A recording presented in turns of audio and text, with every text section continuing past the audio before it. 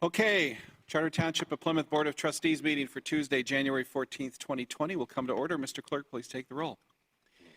Trustee Heitman. Here. Trustee Dempsey. Present. Clerk Vorba, yes.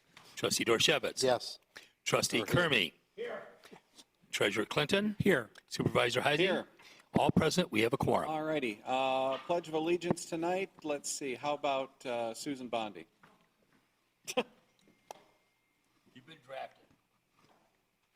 Pledge allegiance to the flag of the United States of America and to the republic for which it stands, one nation, under God, indivisible, with liberty and justice for all. Thank you very much. Item C is approval of the agenda. Mr. Supervisor. Mr. Clerk. I move for the approval of the agenda for Tuesday, January 14th, 2020. Second. Motion by Clerk Vorba, second by Trustee Heitman. All those in favor of approving the agenda signify by saying aye. Aye. Next is item D, approval of the consent agenda. Comments or questions from the board? Mr. Supervisor, Yes, sir. I move we approve the consent agenda as written. Motion made by Trustee Heitman. Is there a second? Second. Second by Clerk Vorba. All those in favor signify by saying aye. Aye. Thank you.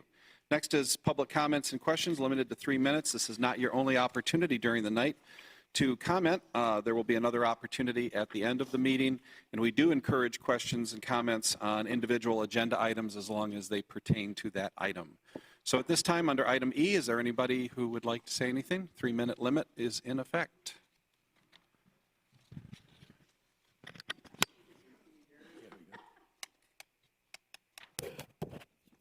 Use this one? Can you hear me? Okay, good. All I wanted to do tonight was I want to announce that the Plymouth Concerned Citizens has a meeting tomorrow night that will be, basically we have Monica Merritt coming and a couple of other of the associates of Plymouth Canton Schools, and they are going to discuss the $275 million bond request. So if you have questions or want to know a little bit more about it, we're at 7 o'clock at the Plymouth District Library. We only have one room, and I think it's going to be full. So.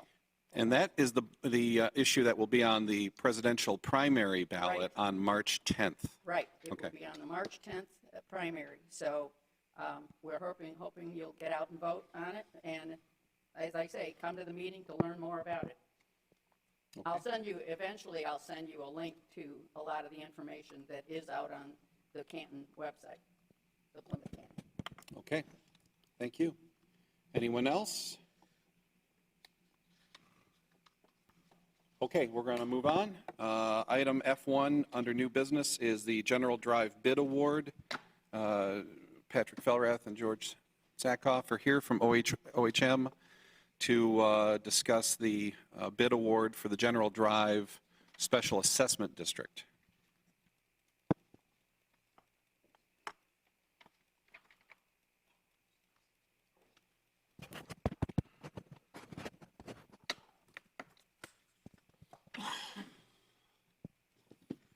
Good evening.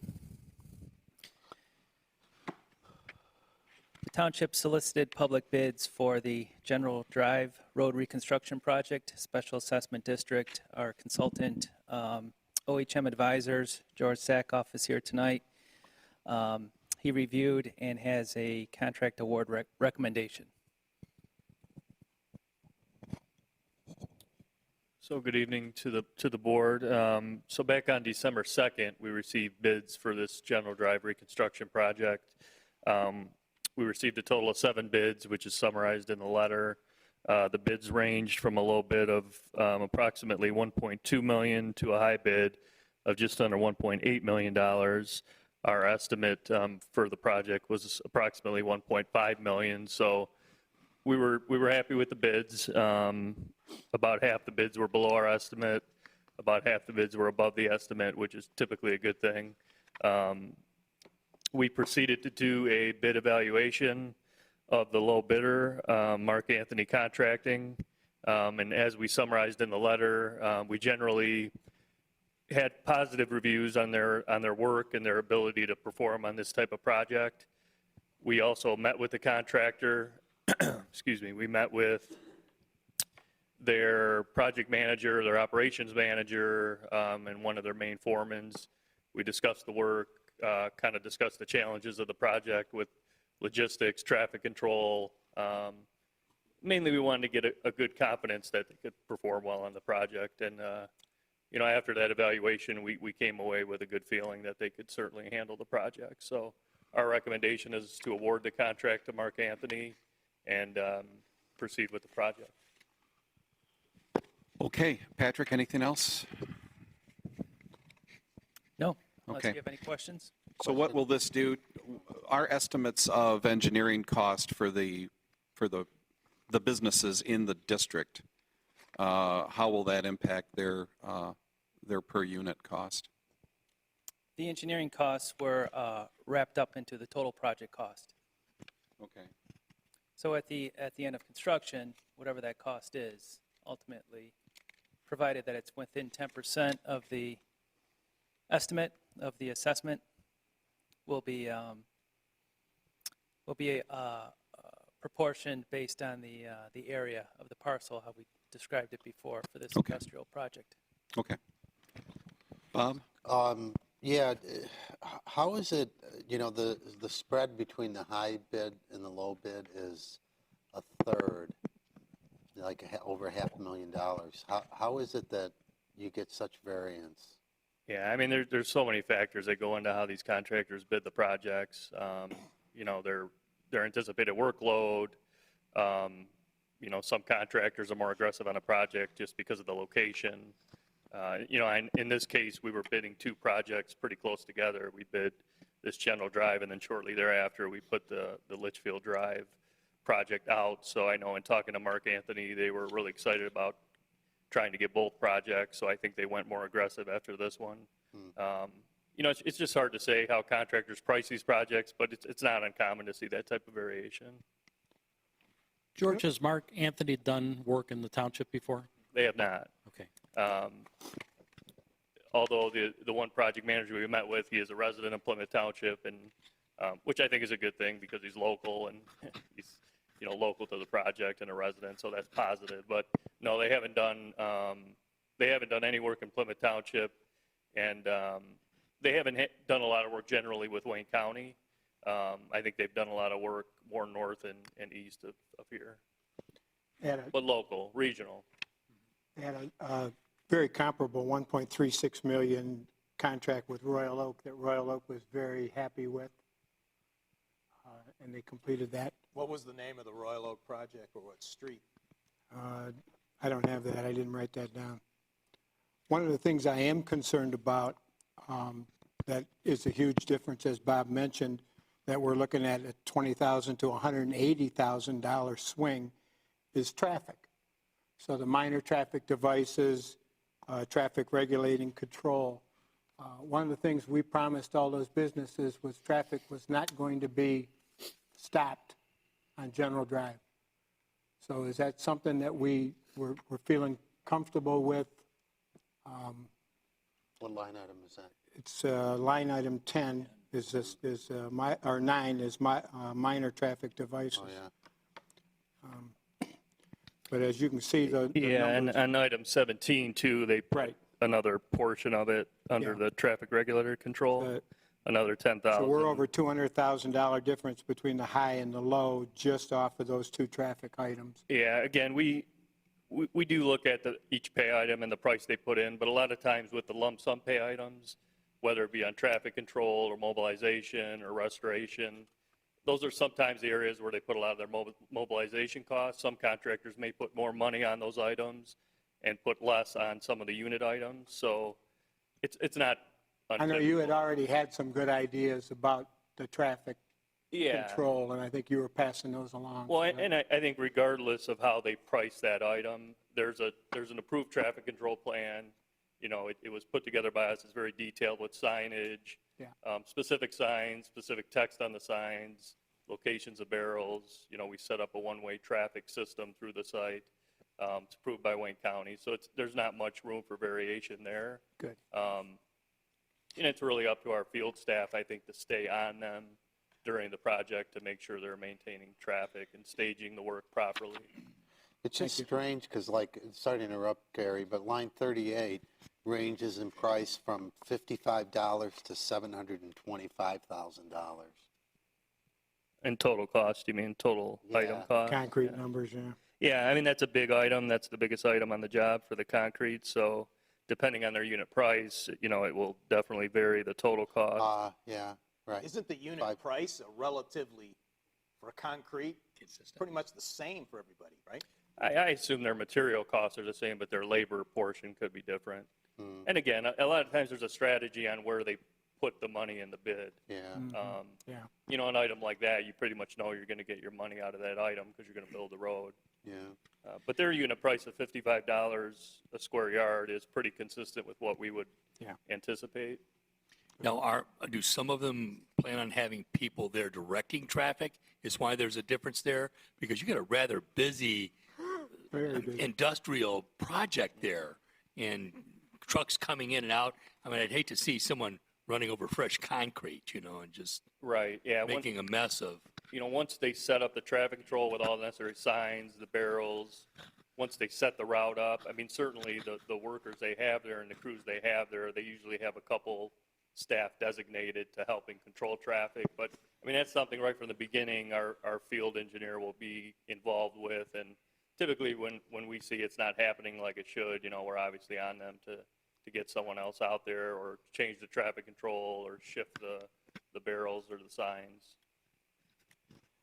And all these contractors are aware that this is an industrial road that has intense truck traffic year-round? They are, yeah, and that was part of the meeting we had with them. We talked extensively about the importance of maintaining traffic to the businesses. I mean, they noted the challenges with the trucks. I mean, it is going to be a challenging project from a traffic control standpoint. So we've already actually had some discussion with them about it. Well, in addition, I'm talking about the durability of the road long-term, that, this road's got to be built to last. Yeah, and the cross-section reflects that. Yeah. Okay. All righty, any other questions from the board members?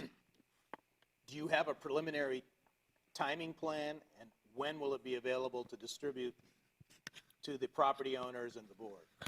So the next step would be, after assuming there's approval tonight, we would get the contractor the contracts to execute. They'll get their bonds, insurance, go through that process.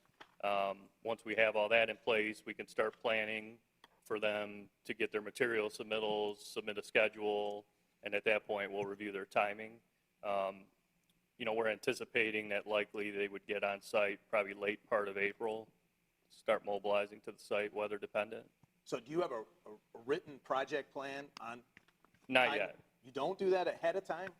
Well, we set milestones. We set certain milestones for completion. We set a certain number of calendar days they have to build the job within. But what they'll submit soon is a detailed schedule, like every work item, staging from beginning to end. So once we get that schedule, we'll share that with the business owners. Okay, they're going to make the detailed schedule. They will, You're based doing on the our milestones. You're doing the overall project plan? Overall project schedule, allowable contract days. Once they start, they have so many calendar days to build the job under the contract, or else they get penalized with liquidated damages. But as far as how they set up the specific, task by task, we allow them to submit that to us.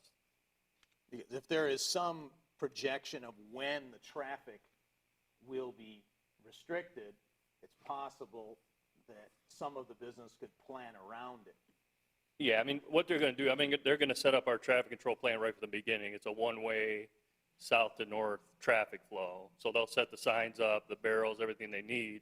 And then what we'll do is we'll coordinate between the contractor, our office, and the businesses on specifics of timing. When are they going to be working in front of each business?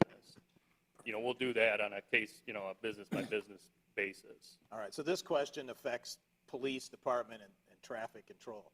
If it's south to north, are you going to be forcing them out onto Andover Road, or Correct. which the guys who are maybe a little different, worried about getting out, would normally today be using Lily Road if you were coming south to north? So is it going to expose this truck traffic to more dangerous situation to get out onto Ann Arbor Road, or because it's a non-issue as long as they're turning right? I mean, my understanding is the main truck traffic runs So that, from Joy to Ann Arbor Road. That's the designated industrial route there. now, if they're going west, which way do they go? If they come from the south to the north and want to go west, Well, they got to go up to Ann Arbor Road and turn left, right? pardon? No, I mean, No, turning left onto Ann Arbor Road with a truck, when that traffic, it's terrible, it'll be a safety disaster. but it's positive. It's Well, that's positive. what I was just asking him. Lily Road through Postiff. Yeah. But that might be closed, Well, I that's mean, my point. At some point. Yeah, I mean, it'll be open and they can get out that way, but I don't know specifically the load restrictions going that way. That, that's obviously up to them to understand the load restrictions on each road. I mean, worst case No. scenario, if they have to route around, that they have to. I'm trying to be proactive and avoid unnecessary left turns going west at the intersection of General Drive and Ann Arbor Road with heavy trucks. Yeah.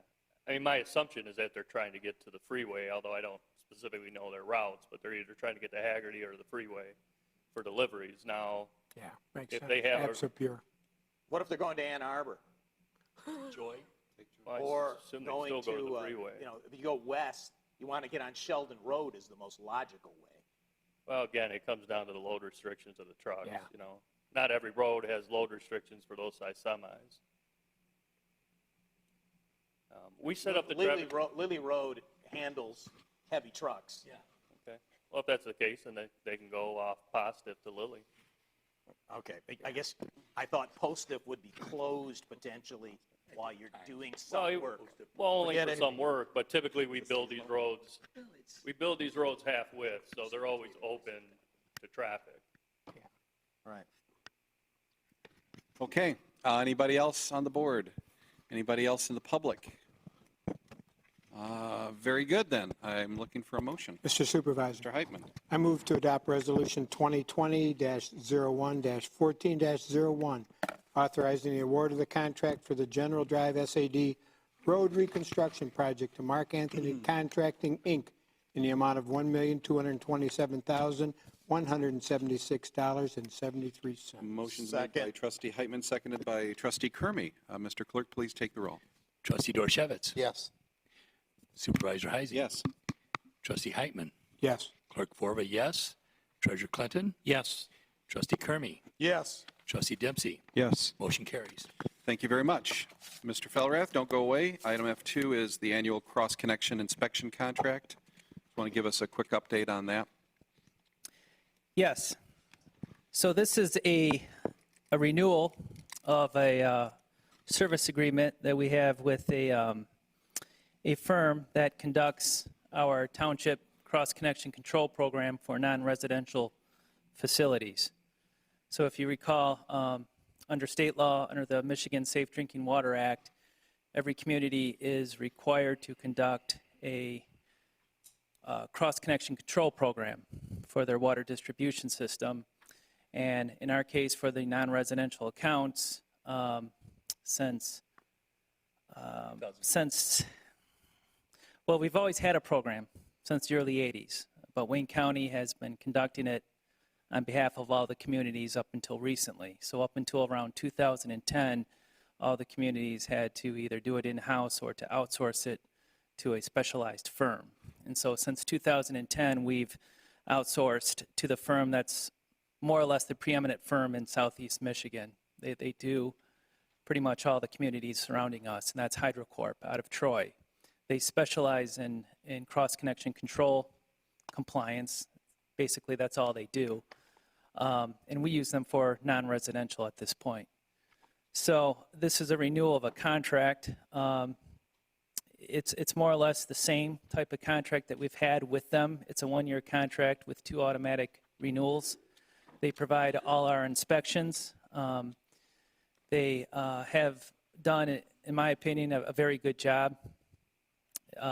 They've always kept me abreast of any issues, inspection schedules. I meet with them once a year, mandatory, but I talk with them more or less frequently during the year to help address some of the facilities that we have difficult getting into compliance.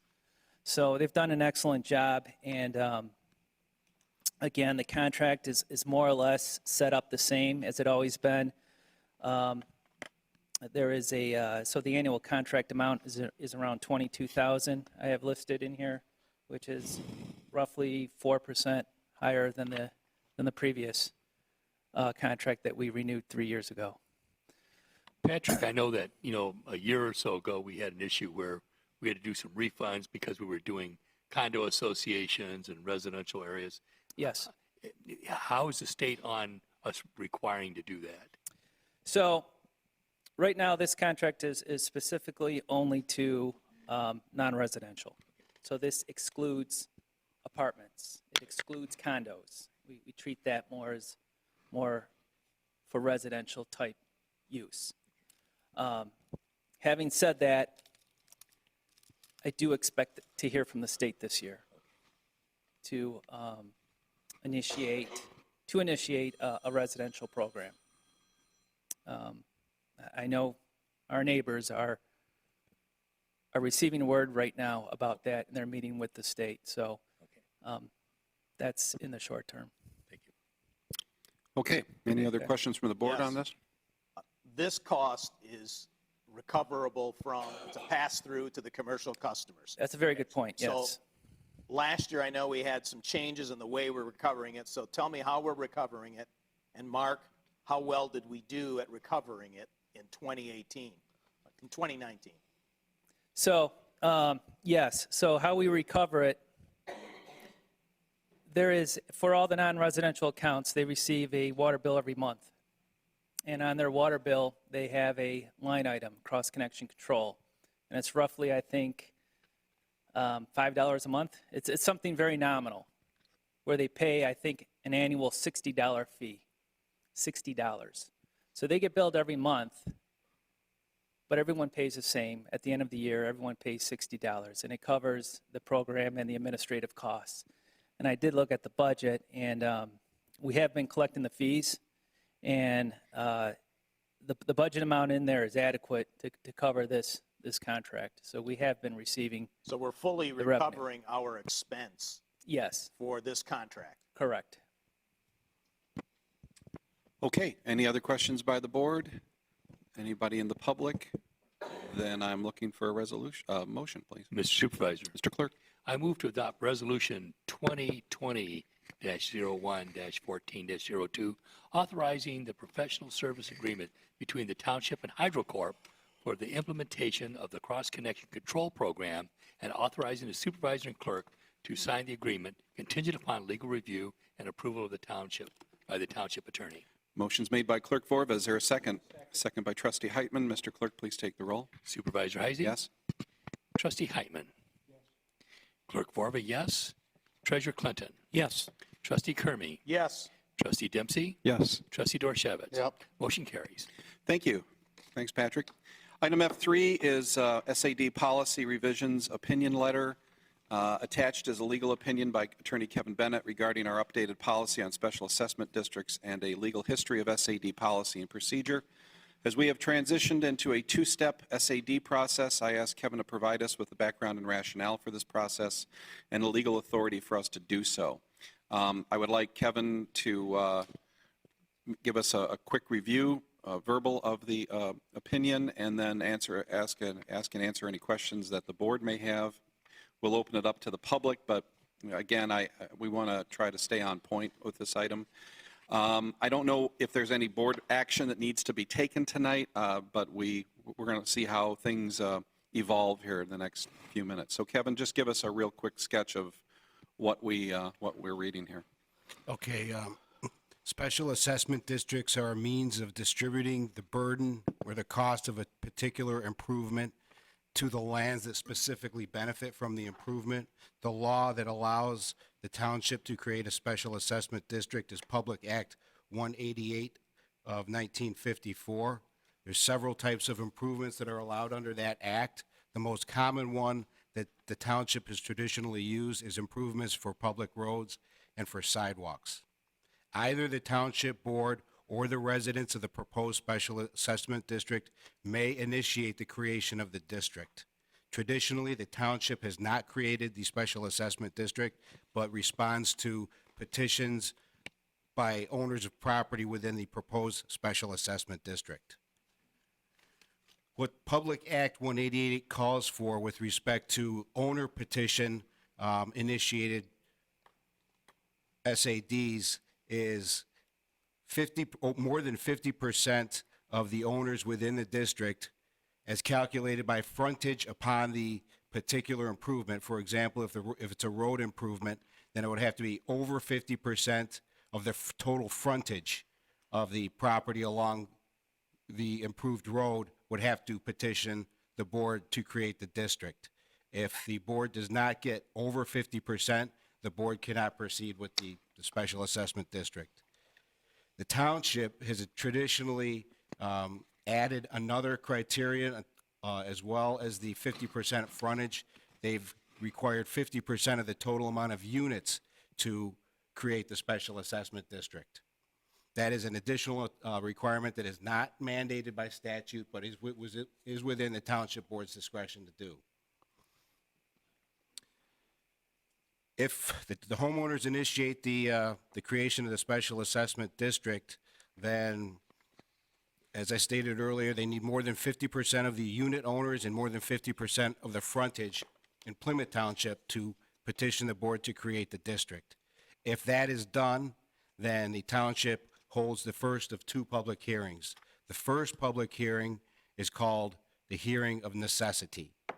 The township has recently split this first phase. The hearing of necessity would be the first phase, and the hearing on apportionment would be the second phase.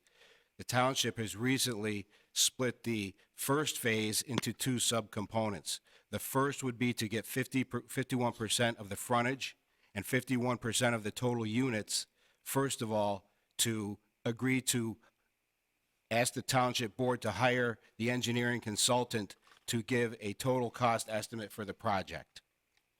Thereafter, there would be another petition that would be required. This petition would take into account the estimated total cost of the project.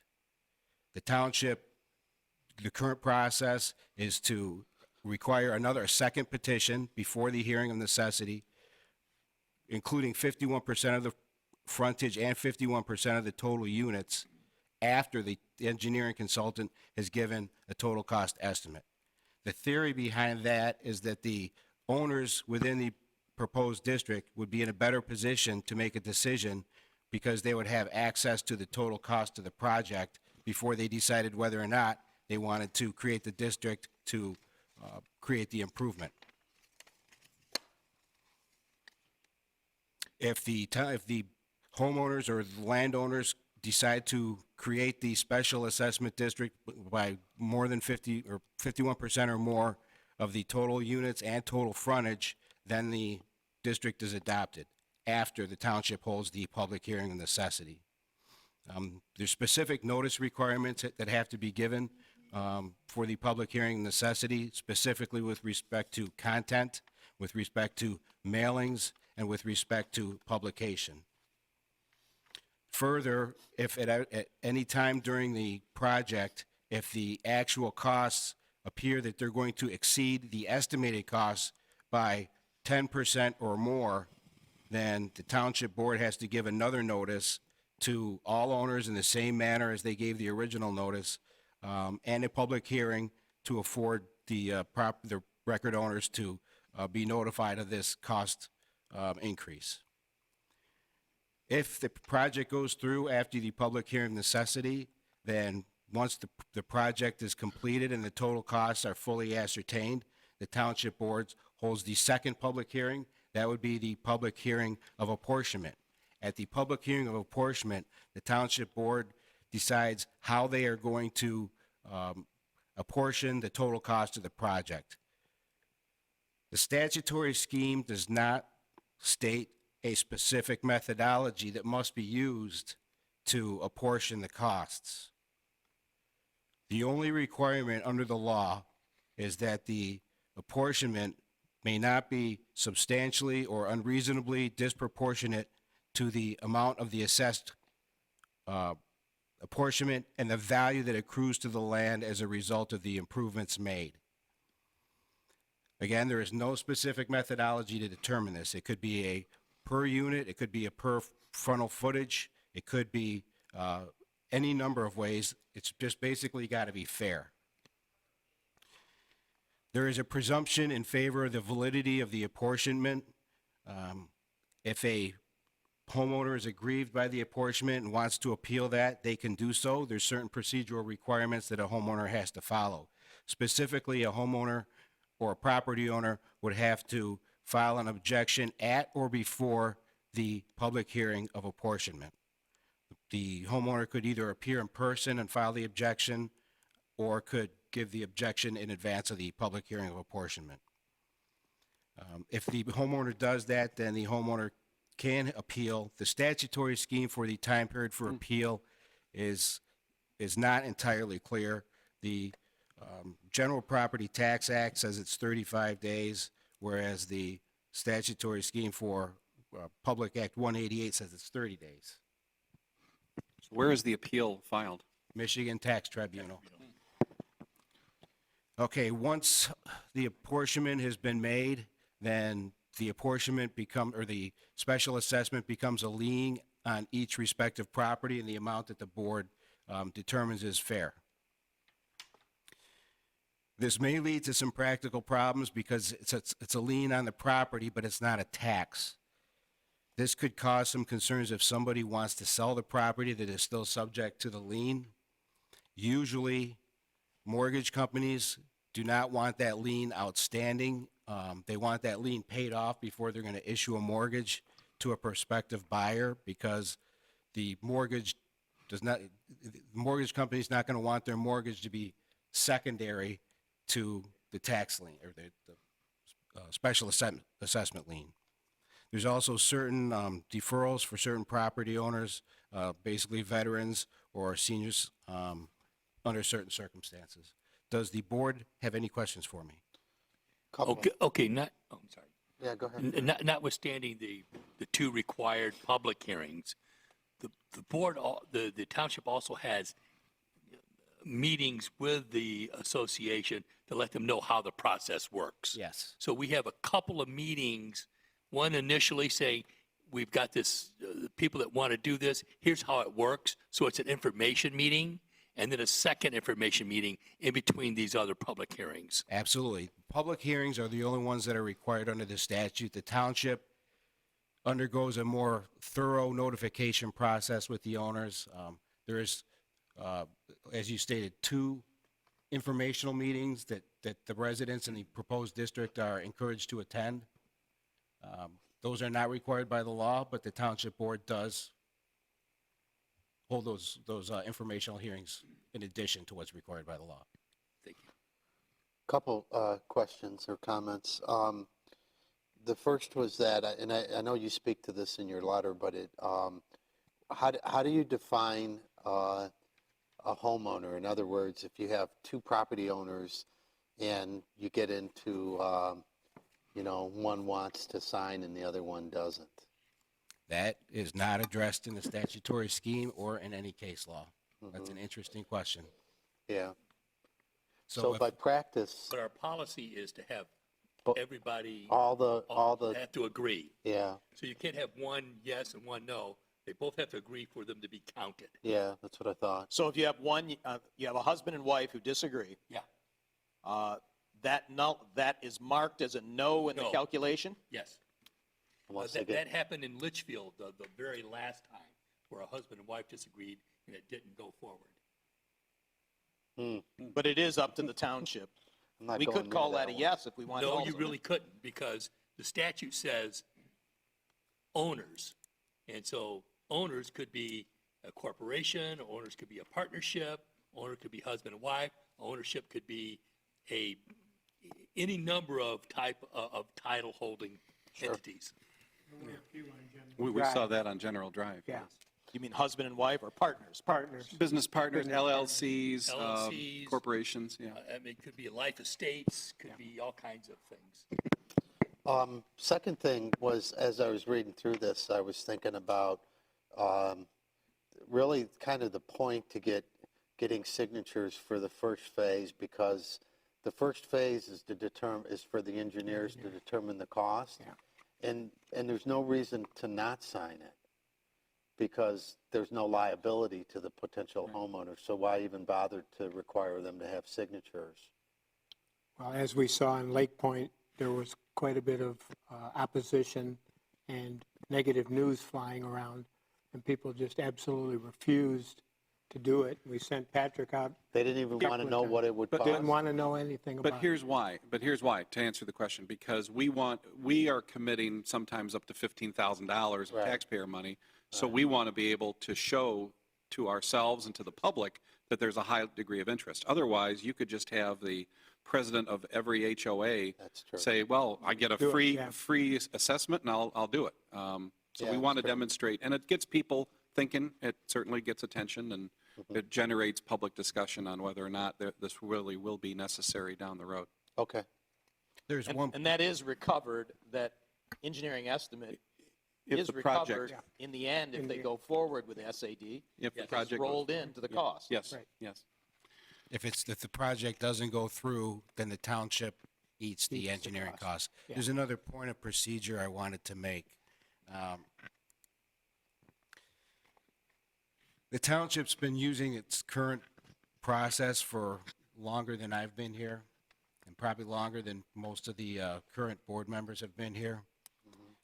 It's not clear how this process was initiated. If the township board wants to change the process, I would recommend that that be done by resolution. Yeah. Because if the prior process was put forth by resolution, it would take an act of equal dignity, which would be if it was priorly done by a resolution, a motion would be insufficient under the law to supersede the prior resolution. The township board would have to adopt another resolution. So I would suggest, just to be safe, that if the township wants to set forth a formal policy, that it do so by resolution. Yeah, I agree. Patrick, do we have something in writing right now that you maintain? Do you know the history behind that, or is that just a summary of the law? Or how would you describe that?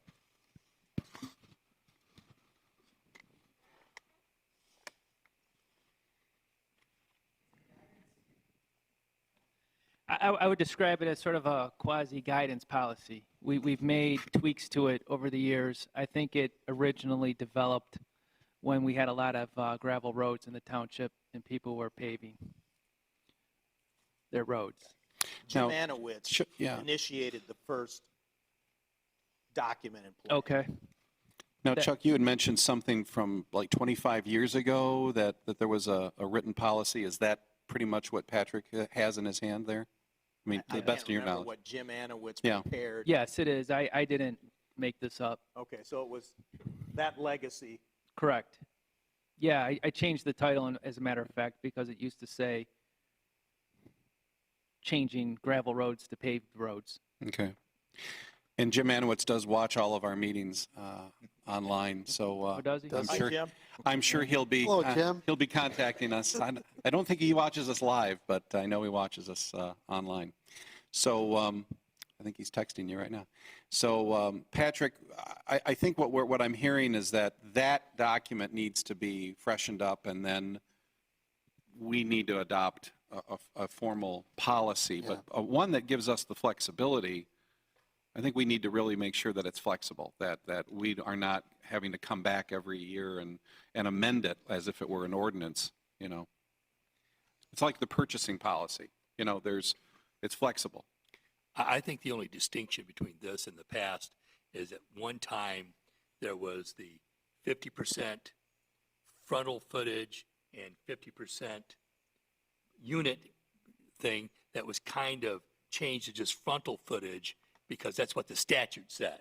And then the board here noticed the difference by virtue of Kermie.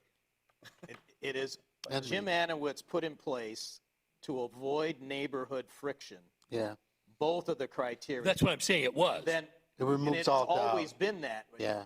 The 50 units, Yeah. 50% frontage. Right. And what you said about change, you're saying this board, It didn't. No.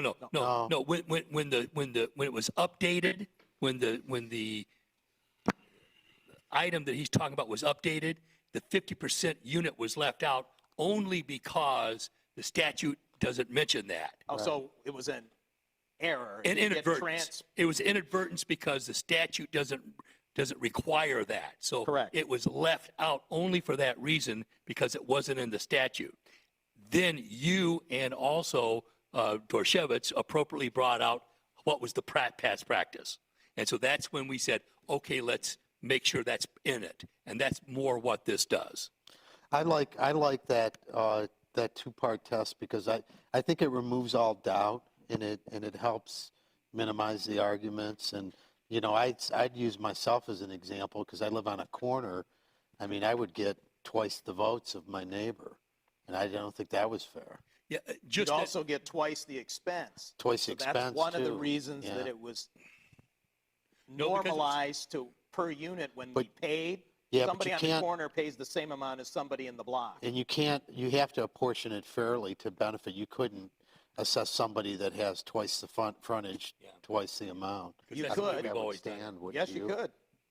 Yes, technically you you could. That would depend on a variety of factors. Yeah. If to use your example of a corner lot, it would be theoretically twice as much because you're gonna have twice the frontage on the road. Yeah. Would that improve the value of your property by twice as much as everybody else? If not, then, you know, somebody in that situation would theoretically have a grievance and a basis to appeal. Yeah, exactly. But in the situation of Colony Farms, we saw where it took almost 75% of the foot frontage to get to 50% of the units, and thereby creating a scenario where you might not get enough people to improve the road. And so it has its pluses and minuses. Yeah. In fact, in Colony Farms, That was there's the the case. 48 people Yeah. that are in the condos. Yeah. With Well, that's a one- different issue. Yeah. I'm just talking about pure front footage.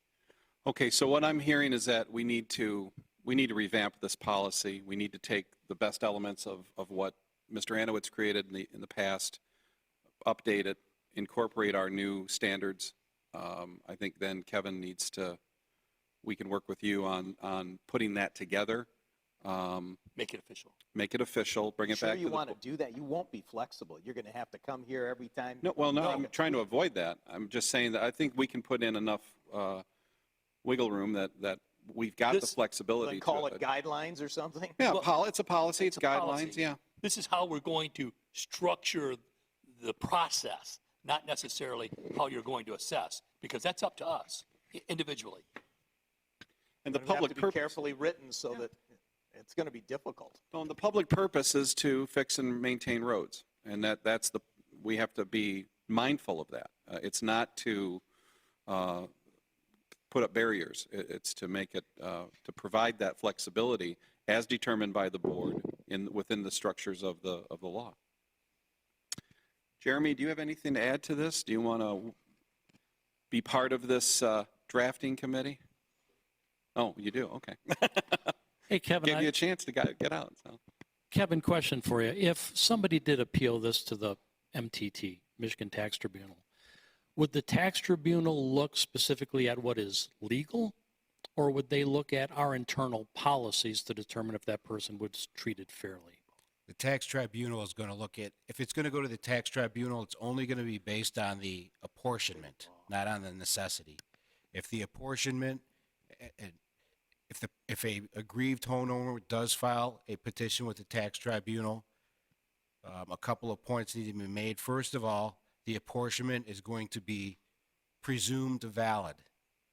In other words, the burden of proof would be on the aggrieved homeowner to show why this apportionment was not fair. The methodology, based on the way the statute is written right now, and the way the case law is right now, would be for the aggrieved homeowner to have an appraisal of the property before the improvement and after the improvement, and then there would have to be a substantial difference between those two appraised values and the amount assessed. Interesting. Tough hurdle. Yeah. Okay, so I think that's the direction that we would like you and Patrick to follow. I think Jerry needs to be consulted as well, and if anybody has any ideas on the board, just email them to Kevin and myself. Any questions or comments from the public? Yes, ma'am. Come on up. And if you'd hold up the small mic to your mouth. Before you start, Kevin, when you're, this committee you guys are going to have, just maybe you've already done it, check with MTA and see if they've maybe plowed this already somewhere else, and they may have some guidelines for you. Yeah, as a rule, I check MTA and MML for guidance on issues like this. Okay. I did not take away any of your time either. Good evening. My name is Bev Ellis. I lived in Colony Farms. You know who I am, and you know what my issue is, or our issue is. And our issue is the costs, the appropriations. Okay, we don't object to the SAD. What we object to is the apportionment of the SAD's costs on condo owners. We've read the letter. I've read the letter. Mr. Bennett states, quote, "The statutory scheme does not provide for any specific methodology for apportionment." Further, he states, "In determining the apportionment of costs, the board may use a cookie-cutter approach, or it may use a custom approach. And the only requirements for validity is proportionality of benefit." We assert there's no proportionality of benefit between the homeowners and the condo owners. You have the authority to revise, correct, amend, or change the township's SAD's apportionment policy from a cookie cutter, everybody's equal, to a custom approach. A custom approach would allow the inclusion of contracts between two or more entities in the same SAD. I hope that in light of Mr. Bennett's opinion and my explanation of our contract with the subdivision, you can adopt an apportionment policy that acknowledges and honors the existing contract between the homeowners and the condos. So if I might ask you a question. Certainly. Over here. I'm over here. Thank you. I think you said that the contract provides for like a 21.79% Correct. cost sharing. Yes. The condo owners bearing 21% of the total cost. 20.696. So roughly, if I round it 21. So am I understanding your position accurately that you would believe a fair apportionment would be 21% of the total cost of the project? For would the be 48. borne by the For condo the owners? 48 condos, yes. Okay. Not 34%, which is what an equal amount would be. And that is, by having the co-owners pay an equal amount, the homeowners love it because each of those homeowners have to pay less. But what is the basis for your argument for 21%? I'm not quite following that. There is in the restated bylaws between the subdivision and the condos, we have a contract that says we pay 20.69% of all the funding for the association. We pay 20.69% for their road repairs, their whatever.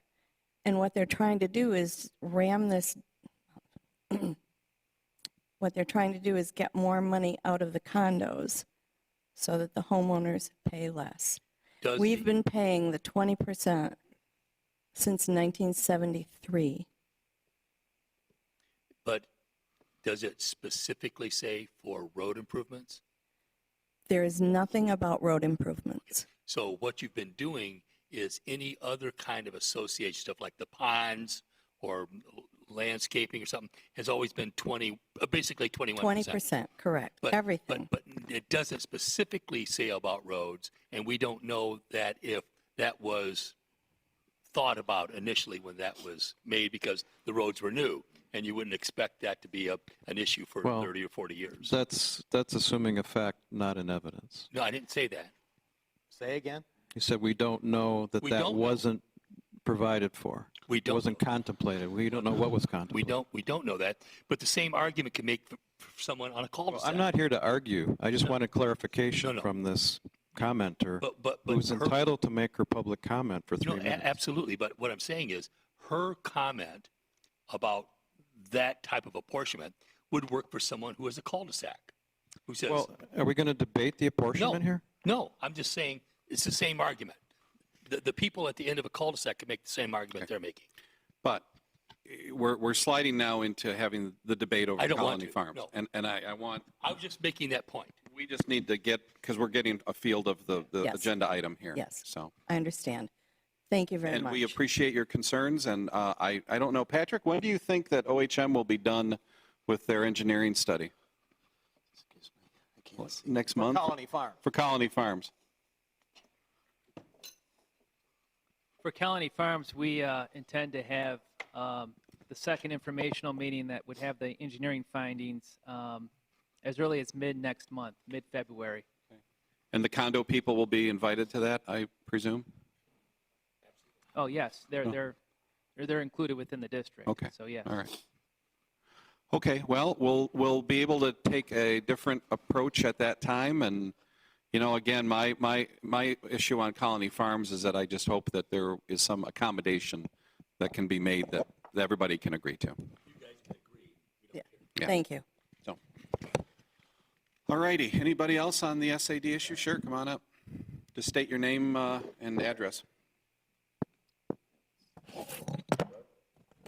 Hi, I'm Byron Bardis. I live at 11625 Butternut, and I just had a few quick comments, questions about the SAD process and Ohm construction. I purchased my house in 1995.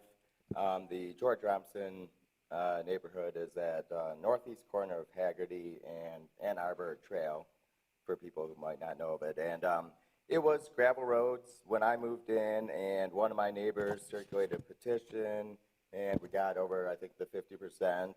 And it was Ohm Construction also, or OHM. Do they do like all the construction for Plymouth Township, or? They're They don't do special construction. civil. They are special civil engineers that do work for us on a project by project basis. Currently, they're doing our SAD work. Okay, is anyone, is there any kind of like conflict of interest? Is anyone No. employed by OHM? No, Nobody no, works absolutely for- not. Okay. So, And, well, I noticed I brought some of the paperwork. The first letter was August 30th of 2001, and originally the project in my neighborhood was supposed to be concrete roadway. It already had city, sewer, and water, and it was originally going to be $920,000 for the subdivision and 171 units, about $5,400 per house. And then I guess there were some changes after some more engineering, and they decided to go to blacktop asphalt instead of concrete. And then I guess there was some, it says Wayne County CGP participation. it was probably Wayne County CDBG money. That's federal. Those are federal funds that were apparently Community block grant. Yeah, used in those maybe days. it's a misprint. It says CG as in guy. Okay, I don't know. It might, maybe a typo.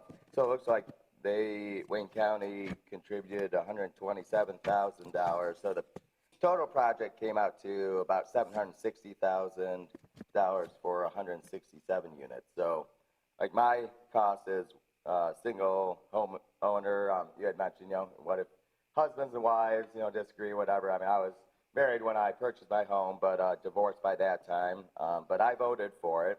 And one thing to consider, you mentioned if people have extra frontage, just as something to consider in a debate later, maybe my neighbors have an extra 10 feet of frontage, but, I still get the benefit of, not having to drive gravel roads into my subdivision and all that. So, whether there's more value for, more front footage of the street, the point I'm trying to make.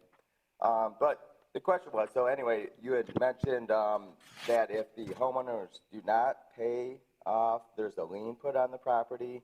I know for this project, we were given the option to pay it off over, I think, 10 years Yeah. or all at once. And I paid mine all at once. So, but how does that work if, so OHM does the engineering and then another company, I guess, did the actual paving? Okay, so let's, So- you're over your time limit, so Oh, what I'd like okay. to do is just quickly have either Kevin or Jeremy can answer the question on, once the engineering work is completed, or maybe Mark can answer it, the assessment, how is the assessment collected? Is that what you're aiming at? Well, I guess I was wondering, you said there might be a lien, and, I don't know, obviously, if all my neighbors in, my neighborhood paid it off. Say if it was like $760,000, and, The lien is by household. The lien is by piece of property. Okay, but I'm just wondering, so if, say there's a lien on the property and say, the people, I don't know, default on their mortgages or whatever, so does the construction company do all this work kind of, for free ahead of time? Plymouth Township fronts the money, and you as homeowners pay us back.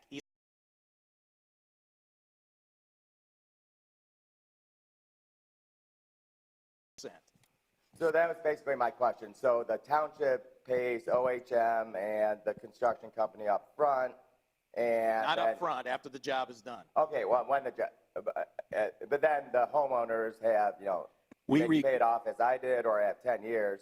So if, say for some reason, half the homeowners didn't pay it off, then the township would be out, say like $360,000 Mark, you want to? until they sold the property, and then They have to, what happens is, every year, if you choose the 10-year payment option, every year you make a payment. If you don't make a payment that year, that amount gets transferred onto your tax bill.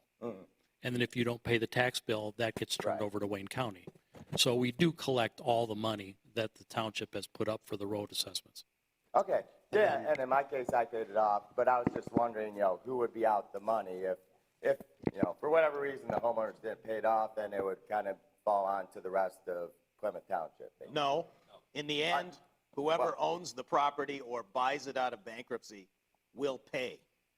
At that point, but I mean, that could be a number of 10 years, years, perhaps, right. or something. Okay, that's Okay, just what I was wondering. Good, thanks. All right, thank you. All right, anybody else on this item? Very good. Then Kevin, you've got your direction from the board, hearing no objections, and we'll move on to the next item. That's item F4, the EMS fee schedule revisions. Chief Phillips, we had a discussion on this item last week at our study session. Is there anything different in this versus last? I don't believe so.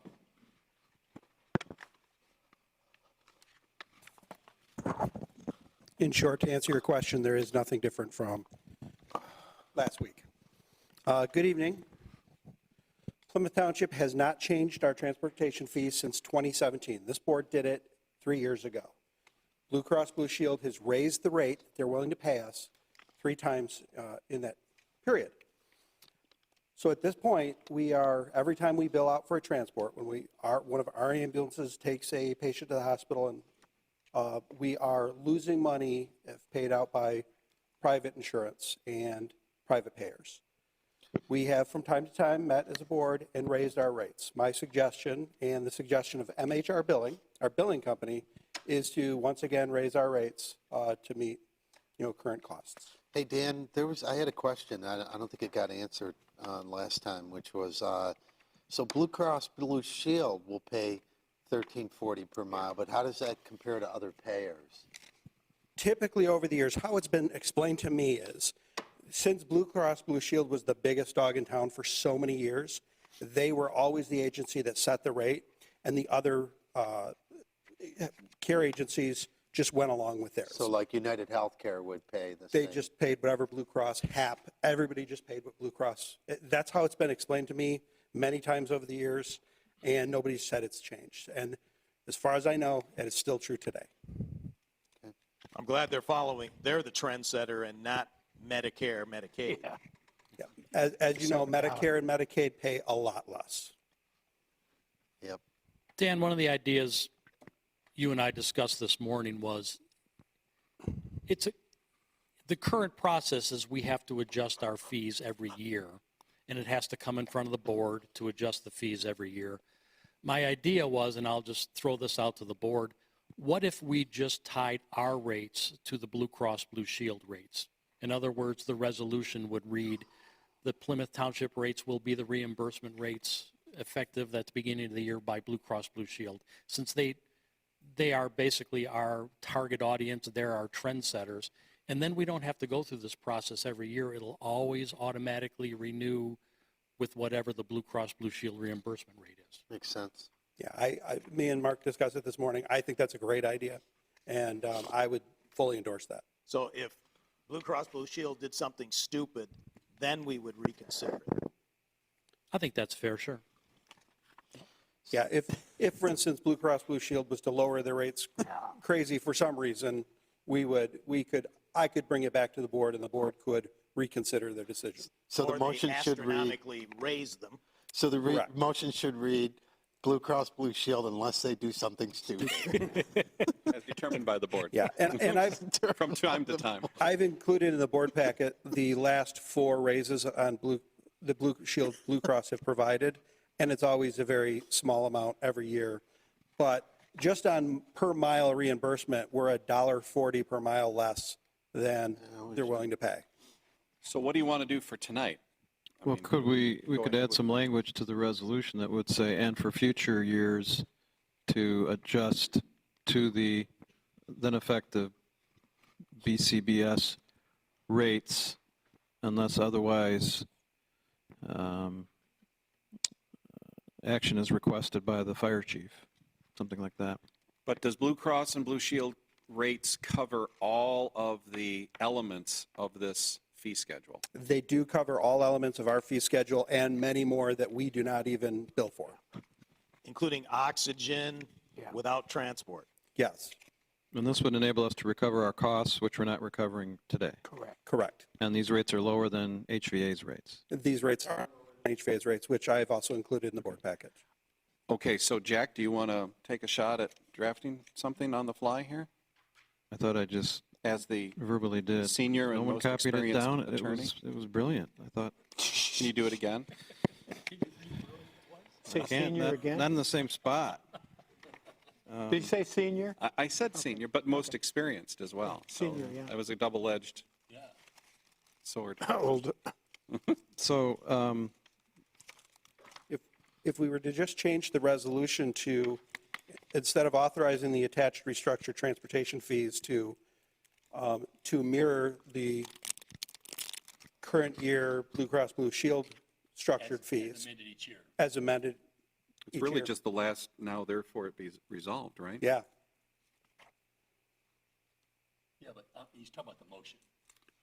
Oh, I'm on the resolution. yeah. I You've was gotta on the change both. resolution. We got to change both of them, yeah. Well, I was thinking we'd keep the resolution language as is Yeah. and add, and to make I agree. further Oh. annual Now he's on, adjustments now he's on the resolution. to correspond to the then current We'll work that out with you. Blue Cross Blue Shield rates, Okay, so unless it's stupid. other action is sought by the fire chief. So what we'll do is the resolution is being amended on the fly here, but then Jack and the chief and Jerry, because Jerry ultimately has to sign off on the resolution. You guys will work out those details consistent with Mr. Dempsey's request and Yeah. Mr. So maybe we can now turn to the motion and just change that to say, adopt resolution, blah, blah, blah, as amended. To it authorizing. Maybe you About could the make that. attached, do you want to get rid of the word "the attached"? I move to adopt the resolution authorizing restructured transport fees. I mean, it's Sounds clunky. good. Authorizing amended restructure. Amended? Okay, I like that better. It's just, otherwise it's kind of hanging out there. Okay then. Jack, you want to Would you like to get public input first here? Well, no, we will. I just want to, I think Jack will read that off at the appropriate time. So any other questions for the chief at this point? How much, do you know how much you collected in 2019 from township transports and other services? I believe I included that. Well, that number is a good number because that, all right, so I see that 194 or something. That is the good number? Where is that number? 194,000? Yeah, it's.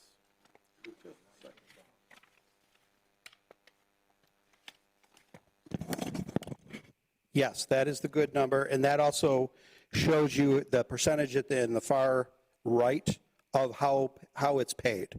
Who is private payer? What page are we Who on? is Medicaid? 106, page 106. Dan, I assume it's higher than that just because that report is dated 11/6. So it doesn't appear to be a year-end report. That is not a year-end report, I that's think, Chuck, correct. the answer is greater than 194,000. Yes. Okay, you'll eventually send us an email or something, tell us what the real number is. I will, that's, if you look at the month-end report from the fire department every month, it has the current running total. If you're going to do that, please include the number that we do not collect as well. Because to me, that I number mean, how many dollars was written off? Right. The outstanding and overdue that we never, ever collect, even though we send it to this company to collect for us. I believe that is in there as well. But I will double check and I will make sure Well, that's in there. some of this It is, goes it's to a fair. collection agency, correct? That's right. And to date, when I wrote this memo, the collection agency had recovered $19,768.47. In 2018, or 2019. Correct. But we've had this discussion before, that we do have individuals who are injured, usually on the freeways, who abscond, who are uncollectible, who are never Foreign found. nationals. Foreign nationals, people who are just passing through and they get through the system. We did have one, I'll tell you the story. We had a student from Germany come through. She was in a car accident here in Plymouth Township. And she actually contacted us because she private insurance to cover all this. And she was appalled that they didn't pay it. And she made sure we did get paid. So that she had travel insurance. She did. Yeah, remember this 19,000 number is what we've recovered. That's correct. There's another number that goes with that we have not recovered that, like That's Chuck correct says, as well. we write off or it's sitting in limbo someplace. Yeah. Most of the stuff that goes to collections does not go to any sort of legal framework. A lot of the times it's missing information that the collection agency then finds, and those people promptly pay. And as you know, Gary, every municipality, HVA, they all run, in, sure. every hospital, they all run into the same thing. Oh, yeah, So. yeah. So any other questions for the chief? Although, since automobile insurance is required in Michigan, you'd expect the write-offs to be low because everybody has car insurance, you hope. You're supposed to. Although in Wayne County, they say, I don't know, 40% don't have it. Yeah. Really? Yeah. It's a high number. It's a high number. Yeah, it's a high number. Okay, any other questions for the chief? No. Any questions from the public on this item? Yep. Come on down.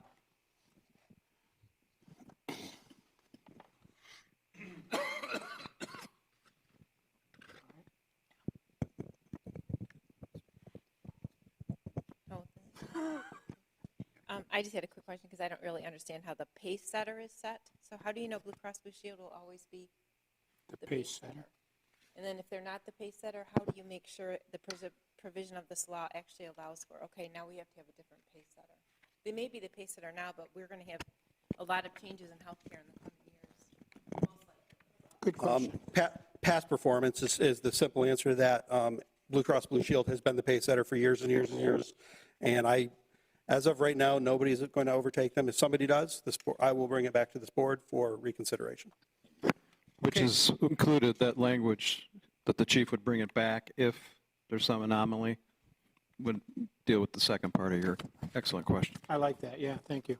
All righty, anybody else?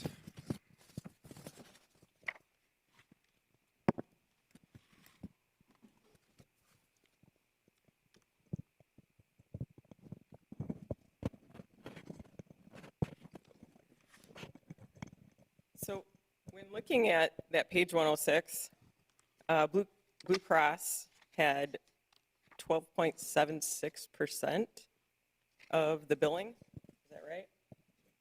16.27. Or 16.27. And it just seems kind of low for the overall amount of service we have from them to go strictly with what they bill. The highest payer in almost all communities is Medicare, Medicaid. We don't want to set our rates to Medicare, Medicaid. It's the highest percentage, not the highest payer. Right. Not the highest amount. Most number of claims, but they pay on everything. They don't default, they pay on everything. So, but they pay by far the least. And I'm sure Blue Cross Blue Shield would love it if we set our rates to that, because they base next year's rates based on what we charge, really, and what we're willing to pay out. Okay, anybody else in the audience? Hearing none, Jack, would you like to revisit that motion, please? So I'll just make the motion, I think, as we talk. Yes, and then we'll clean up the resolution. I move to adopt resolution number 2020-01-14-03, authorizing amended transport fees and add them to Plymouth Township's comprehensive fee schedule. Okay. Motion's made by Trustee Dempsey. Is there a second? Second. Second by Clerk Vorva. Mr. Clerk, please take the roll. Clerk Vorva, yes. Treasurer Clinton? Yes. Trustee Kermy? Yes. Trustee Dempsey? Yes. Trustee Dorshevitz? Supervisor Heising? Yes. Trustee Heitman? Yes. Motion carries. Thank you. Chief, don't go away. Also at last week's study session, we talked about the purchase of a surplus fire engine from the city of Plymouth. This is just, if you could just give us a quick refresh on what's going on with that. I have nothing new to add. The quick refresh is when the city owed us a bunch of money for health care for the dissolution of the merger, they offered this truck to sell to us as part of that deal. We rejected that because that money was supposed to go to health care, and then Plymouth Township would have to put money into it.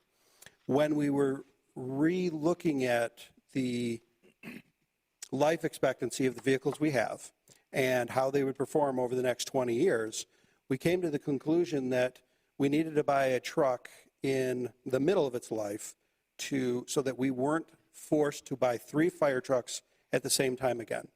Our current plan right now, which is on page 3. Yeah, if we could go to that graph. We asked you at the study session to prepare create this exact a revised chart. right here. And if you look at the Bob, top, if you could just the top portion of zoom that, out a little, yeah. that is our current plan that we came up with for the 2018 millage vote. What that vote does, or what that shows, is the engine 1 was purchased in 2019 and will be replaced in 2039, 20 years later. Engine 2 under that plan would be the 2000 Pierce, and engine 3 would be the 2019 Ladder, which you saw tonight before the meeting. And our reserve truck would be a 1992 pumper. That reserve truck today is the primary pumper running out of Fire Station 2. As we were all sitting here discussing the SAD, that truck was first due to a fire at St. John Seminary. And a fire alarm came in at St. John Seminary. That truck failed to respond because it broke down again, that 1992. It's a 27-year-old truck. It is not performing well, and we needed to find a better solution to make sure that our trucks are getting to the scene each and every time that there's an emergency. When that truck would be a reserve truck until 2021, next year when we would buy another pumper at approximately $600,000. And then the 2000 Pierce would go into the reserve roll from 2021 until 2039 when we replace the next vehicle. That would be 18 more years. That truck will not last 38 years. It's just not possible. So by plugging, if you look at the lower graph, by plugging in the city's truck, which is 10 years old, it would allow us to retire trucks at 27 and 29 years respectively, as opposed to trying to keep a truck for 38 years. Now, some other benefits of the city truck that I think are very important to bring that I did not tell you last week. I went up there again today and looked at the truck.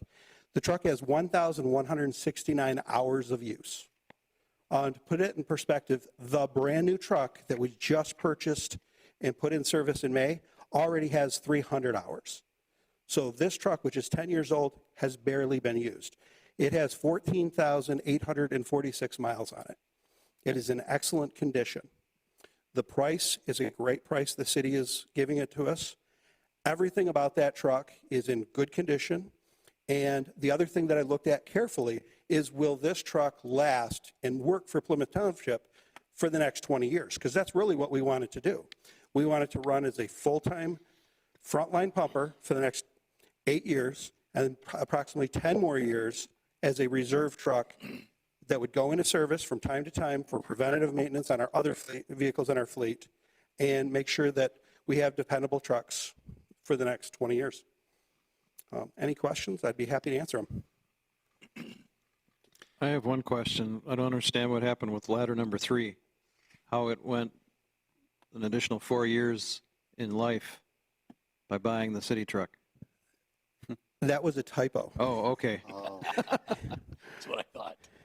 All right. Yes, that is a typo. I'm like, what?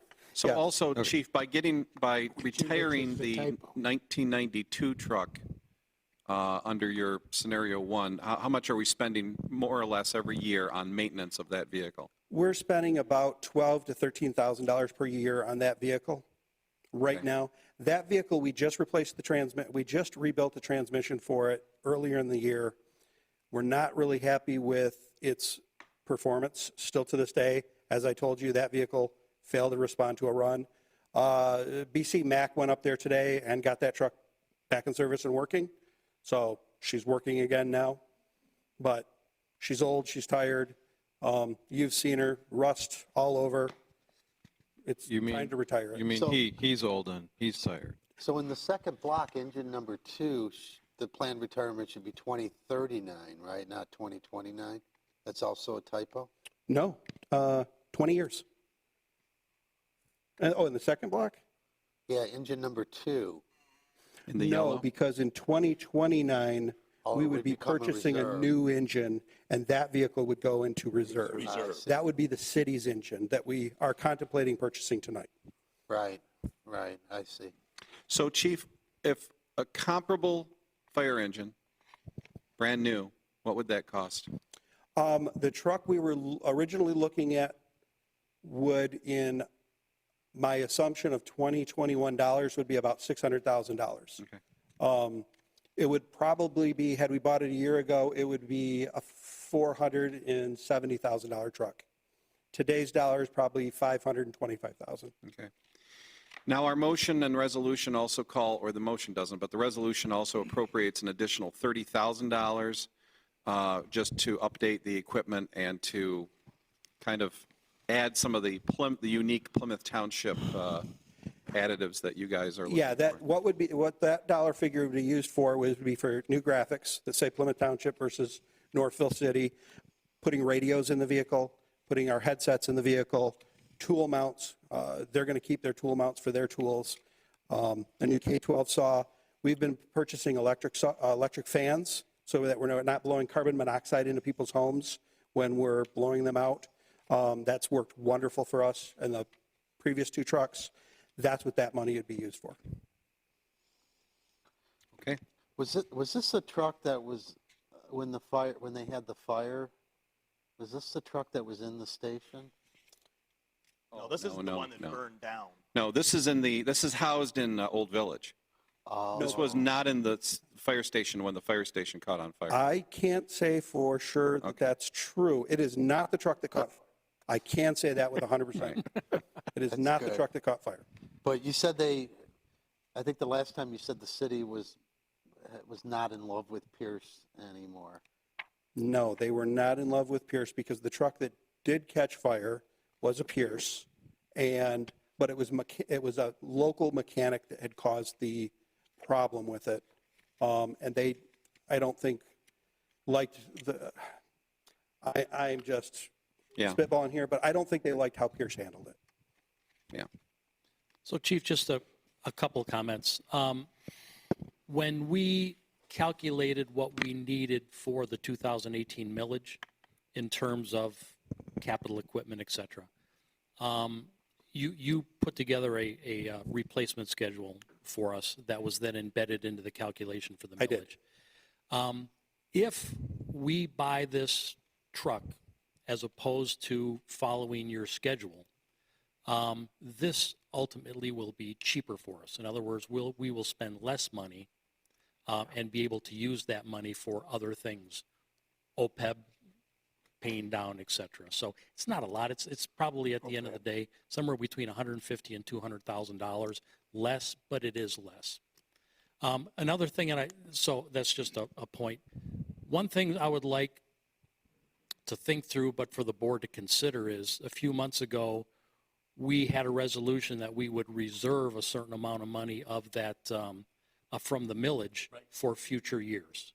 We put aside $129,000, as you recall, Jack, for future years. Under this scenario, we would be spending money earlier than we thought.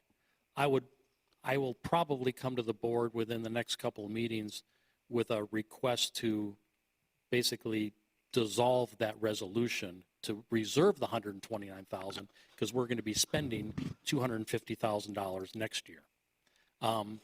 The net is, at the end of the day, if you think about the math, we'll be saving ourselves roughly $120,000 of unreserved capital by doing that. Okay. So I really wish that we had used the capital appropriation document and laid this out, how we're going to pay for it. I don't know why you didn't do it this time. It would have eliminated a bunch of questions. You know what I'm talking about? The document that we've used in the police department, it asked the questions. That would have laid this all out. And for sale, for example, do we have to do a budget amendment? Is it a yes or a no? It's appropriate. We're appropriating the money in the resolution. No, but you're going to have to do a budget amendment from the 2020 budget. No, this wasn't budgeted. No, but it's being appropriated right now. That's one of the things we talked about in our new finance director, Ginger. In past budgets, what we've done is we have done quarterly budget amendments. Ginger has proposed, and we've put it in this very first one here. If you look at the verbiage of the resolution calls for a budget amendment directly in the resolution. So when we're voting for this, we're also voting at the same time for a budget amendment to pay for it. Yes. But So this is down here where it says, what is it now say? therefore be it. Yes. And it says she'll appropriate the general fund balance for the fire department capital outlay, blah, blah, blah, for 220 So it's like doing a budget amendment on the spot. on the fly. On the spot, not on the fly. That makes it sound Really? like loosey-goosey. Yeah. I don't know if I like doing that. I mean, I like doing it as part of it, but I don't want it buried in here. It's not buried. It's not buried. It's in the resolution. Well, if you went through it's not in the motion, is what my. No, but it's. No, you're right. I think in the future going forward, I would like a separate section in the request for board action that specifically says, here's the budget request and here's where the dollars are going to be coming out Yeah, of. we need to do a much better job of presenting and getting it in a package so that way it's traceable, it's easy. Sure. This is an improvement, though, because you're doing it right now. You're not waiting 2 months from now to appropriate. Yeah, but if we had this, a one-pager that said what we were doing, then we'd know a year from now, 10 years from now, we'd know exactly what we planned. So we'd know why we did it. Because I think we're going to figure that Ginger, and I had we're a not long, going to fix. Ginger might not be here in 10 years. If you have the document, it'll well, be here she's for 10 changing the years. way we're doing things. And like she said, in 6 years in Dearborn, she only had to go back to the board twice with changes like this. These are the kinds of things we need, so Well, I the don't next know. 7 people that sit Remember, up we're here not aren't a going to city- be looking not at a this. city, and I don't want to benchmark against Dearborn. Okay, we're getting off track. Can I just follow up with, Mr. Kermy, are you suggesting that we attach to this resolution the the new schedule? Schedule. Th- No, this- no, just, you had the blank look. This, I'm talking about for the future, is a couple of times when we did a capital appropriation, we had that one-page document.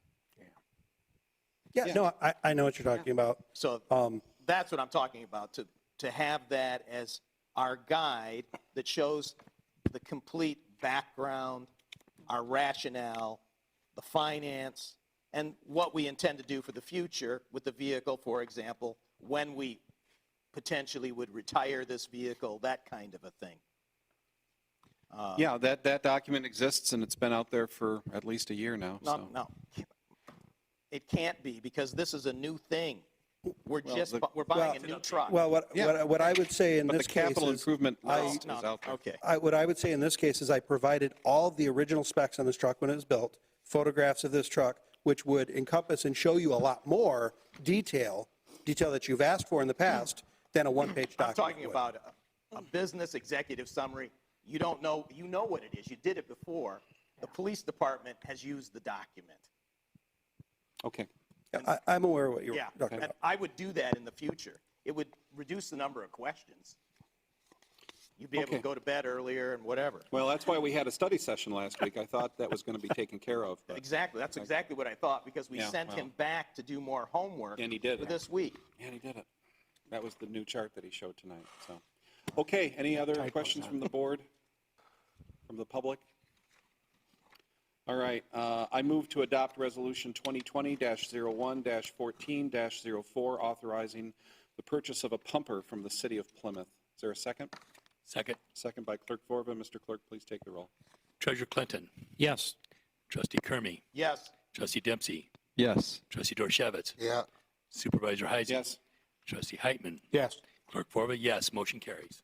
Thank you. Thank you, sir. So this is a great goodwill gesture to the city of Plymouth. No, it's not. It's I hope in the so. best interest of the township I of know, but Plymouth, it's also a good. and it's fiscally We were prudent. being good neighbors and helping out. Sure. Well, It does both. And So we you would have. disagree we're being a good neighbor? I would have done it if it was Westland or Livonia or anybody else. So, just so happens it's in City of Plymouth.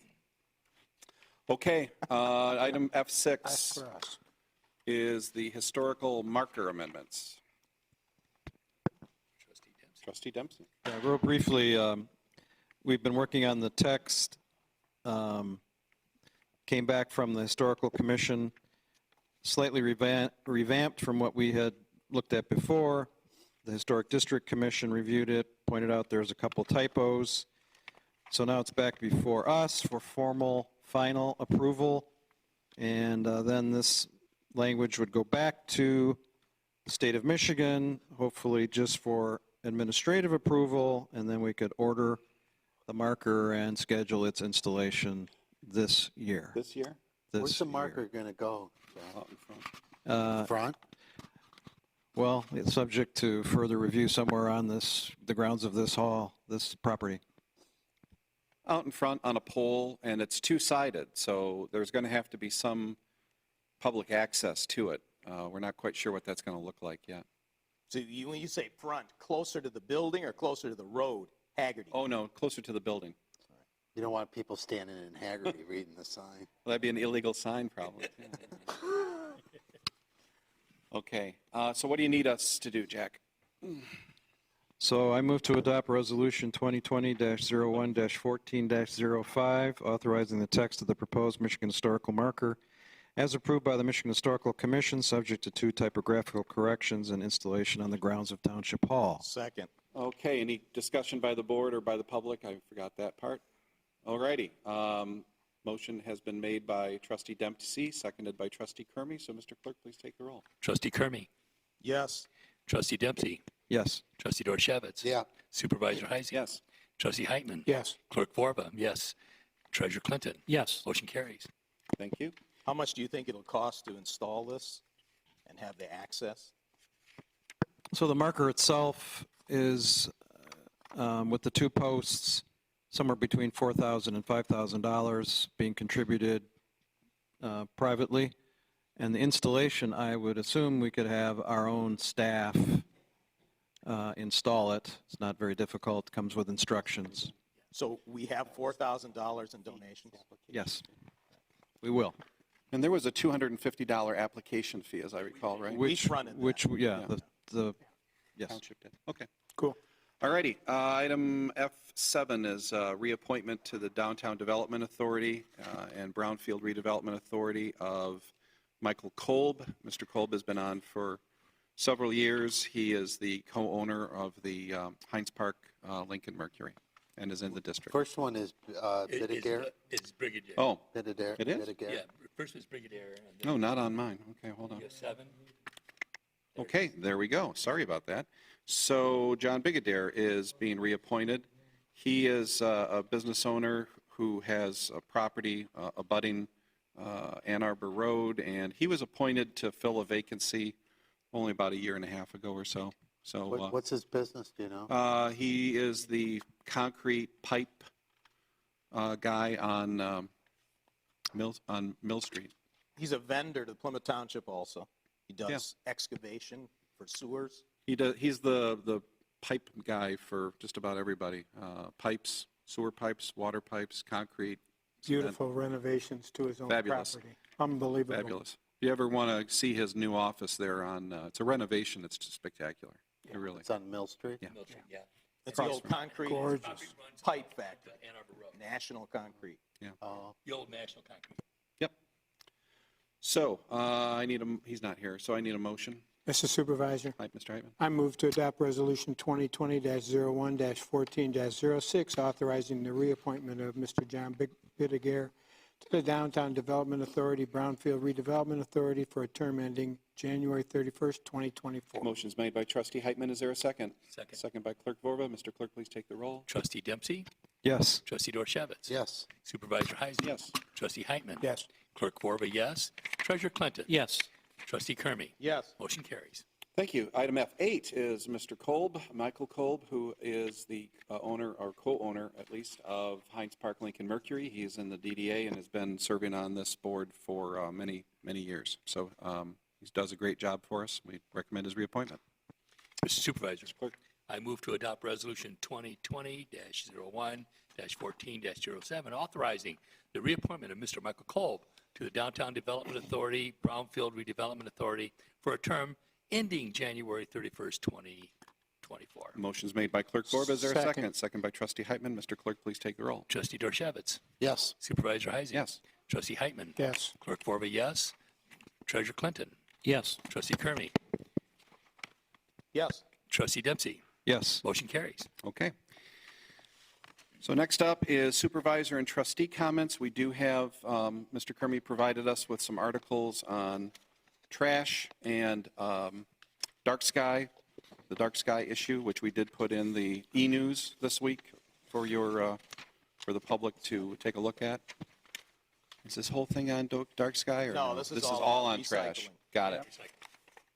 Yeah. Did Sue get the other one for you on dark skies? Thank you for Or did that. you give us an article No on that? yogurt tub. I gave That's her- what you gave Sue for the e-news. Yeah, she Got put it. that on the e-news about lights, Light, pollution, light pollution, sure.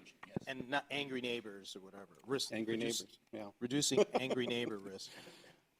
Well, that would be great. Okay, so my comments, we do have a meeting. Our next meeting is January 28th. That'll be a regular meeting, and next Monday, the 20th, we are closed for Martin Luther King Day, but there will be no impact to trash pickup. So if your trash is on Monday, it's your normal trash day. What about February 4? What are you doing for that day? February 4 is, I think that's a study session We had a night. study on the calendar. We have study session, and let me just see what we're looking at for that night.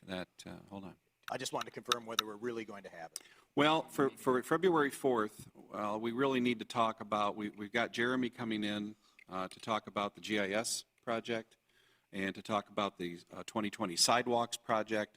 And then Jerry and I would at least like to generate some discussion on a potential credit policy for septic tank users. So Isn't Mark going to be, Mark's involved in that too? he's involved, yeah. Okay, but Mark always doesn't want to do it. Still makes me involved. He's involved. All right. Yeah.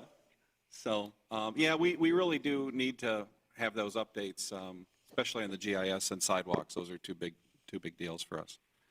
And then we're going to meet on February 11th I don't know about the 25th yet, and March 3rd is a little bit too out there yet. And I know Jerry is still going to be reserving rooms all over the building for the presidential primary. Yeah, because we are expecting a huge turnout. When is the primary again? The March 3rd? 10th. Oh, the 10th. And that's all I have. So, Bob, Nothing here. Gary, Nothing, thank you. Jerry, how's the election going? Great. We mailed out about 4,200 absentee ballot request forms last week. They hit over the weekend. I'm sorry. We mailed out 4,200 absentee ballot request forms. Wow. Those are people who are on the permanent list, and we're getting more in every day as people are requesting those. We've already received about 400 or 500 of them back. And so Drop them in the blue box. drop them in the blue box in the green box out front, or mail them back in or bring them in. And so we're processing those as they come in. On yesterday, the county approved the final ballot that has been sent now to the printer, and then from the printer it will be delivered to us, hopefully in time, Jack, for the January 25th requirement to mail out military ballots, which we have a list of people already formed. So as soon as they get here, we're going to get those right out. And so I'm expecting we had about 4,100 AV ballots in the 2016 election for presidential primary. I'm expecting double of that just by what has been going on throughout the state and other elections. And I'm expecting an overall increase in the number of people participating because now it's easier to do that. So it's the Democratic primary and the school millage. And the Republican. No, there's a Republican primary. Republican? So there's going to be 3 ballots, folks. And you have to request. You have to request a Democrat ballot, which will have the Democrat candidates on them, some of which are already off the ballot, but they're still on the list. So please take care not to. You can select someone who's taken themselves off the race, but please pay attention to that. And the 2 issues, which are going to be the school issue and the DIA issue. Then there's the Republican one. What was the second one? The school issue and what else? DIA. A DIA. Oh, the DIA. The DIA renewal. That's what I knew on about. the Democrat There ballot. is no other tax issue other than those two. Those 2. And then the Republican ballot has 4 people on there, one which has removed himself, but he's still on the ballot. And then the same issues of the DIA and the school. And then there's a third option, which is only for those issues. If you say, I don't care who the Republican or Democrat is, I want to just vote on the other issues, you can request that. So part of our decision-making was how many of each do we get? So you either have a Democratic ballot with the 2 tax issues, a Republican ballot with the 2 tax issues, or a ballot that just has the 2 tax issues. That is correct. 3 choices. Yeah, Wow. and so part of our decision-making was how many do we get of each, and we had to do a calculation. The state requested or suggested that we increase everything by 25% based on Better what to they have saw. too many than too few. And I increased it by 50, and so hopefully we're not going to. 50% more printed ballots? Yes. But just remember, when you say Democrat, Republican, it's only for March 10th. This is ballot only for March. You're not saying that you're a Democrat or Republican. You're not registered as one. That's just voting in that primary. That's the way the state has set it up. The parties kind of agree. But that information is FOIA. Yeah, absolutely. Don't be surprised if all of a sudden, if you pick one or the other, that someone from one of the parties don't send you a "please send us money" request. So and so that's just the nature of the beast. And there's nothing that we do about it. We don't record you as one or the other. It's just that's the way the system works. But you will be subject to FOIA information, and so you'll get all kinds of phone calls, emails, visits to your door. Because they all love you. And that's true irrespective of whether you vote at the polls or absentee? Exactly, yeah. You still have to request it. But they don't know who you voted for. They don't know who you voted for. But they know you voted one party or the One other. party or the other. It's just a party identity that the legislature set up because the parties wanted to have that data. Now, on the Detroit Institute of Arts renewal, Yes. asking for it, 2 years early. if it's voted down now, Yes. could they come back and ask for it? I'm sure they will. Okay. They can come back every 6 months if they wanted. They can come back as often as they can get an election. They just look at this as a free shot. Yes, that's this way. Considering they said they would never come back, they're back 2 years early. Because they love you. And so that's By the where way, we're at. you- And we've purchased 2 high-speed tabulators for the AVs because there's going to be a lot of AVs, and we've increased the number of poll workers and AV counting board people, and we just hired today someone who is currently the deputy clerk of Superior Township, and she'll be starting with us any day now. Is she full-time or part-time? Full-time. This is the full-time person. We have a part-time person. We have a deputy clerk, an election specialist that are full-time, and then a part-time person. You mentioned FOIA. Whatever happened to that Dragnet FOIA request? It's still out there. They told us to maintain all those records just in case there's some court Who's they? state. This is the $37,000 bill? That's correct. So we're hanging on to those, even though, but for that, we would have destroyed those ballots. Expect even more legal Yes. shenanigans like Yeah, that I'm expecting from here on out. a lot of things now that So- they're, Legal shenanigans is kind of yeah. gilding the lily. It's- By it's- definition, they're Yeah, shenanigans. it makes us all look bad, doesn't it? Thank you. Well, thank you. Mark? One more question. Have you hired everybody you need, or you still have openings? No, we still have people that will come in and help us process. They're temporary employees. That's what I'm talking about. Yeah. The temporary. We've got a list, we got a great list of election workers and temporary AV ballot processors that will be coming in to help us with the work. Jack Dempsey? Yeah, real quickly, I was reminded of 2 important things in life on the internet, on Facebook or something. There's a viral video of a confrontation between some police officers and a knife-wielding person who, I don't know, appears to be under the influence of something. And I don't normally look at those. I don't recommend anybody look at this. I watched it up to about the 90th percent of the video. It's horrendous. And the catchline was, this is why police officers fire multiple shots, even when someone's only wielding a knife, because multiple Never stop. rounds did not stop this individual from actually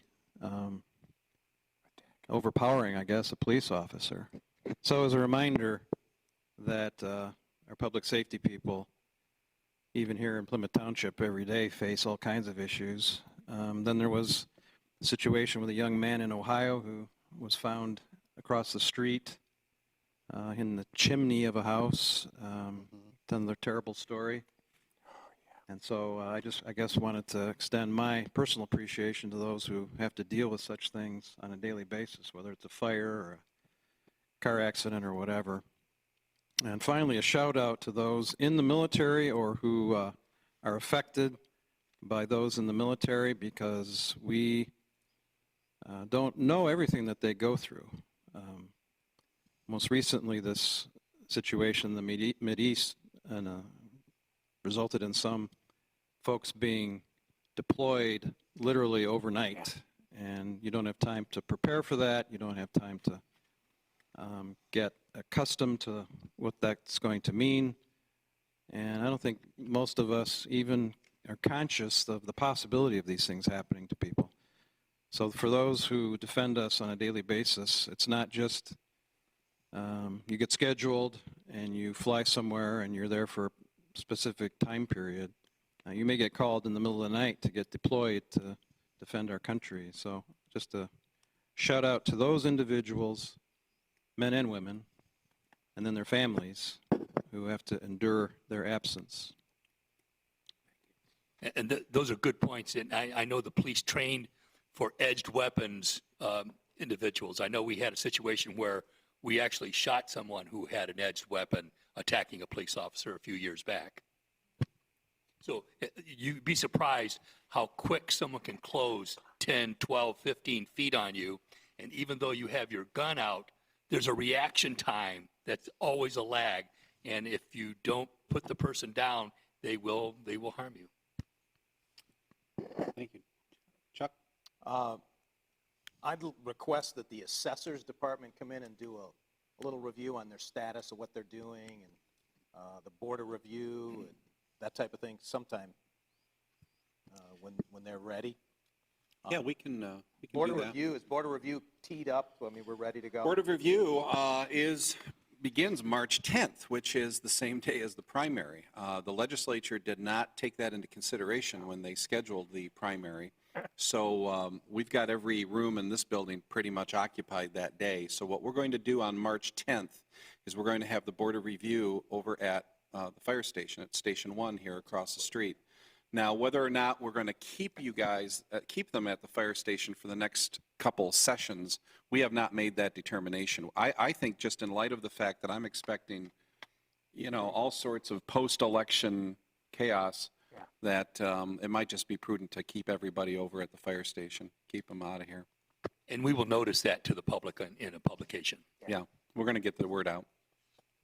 Okay, do you think that they're going to, in the mailing, or they're going to put some explanation of how they, like Oakland County? Oh, that thing.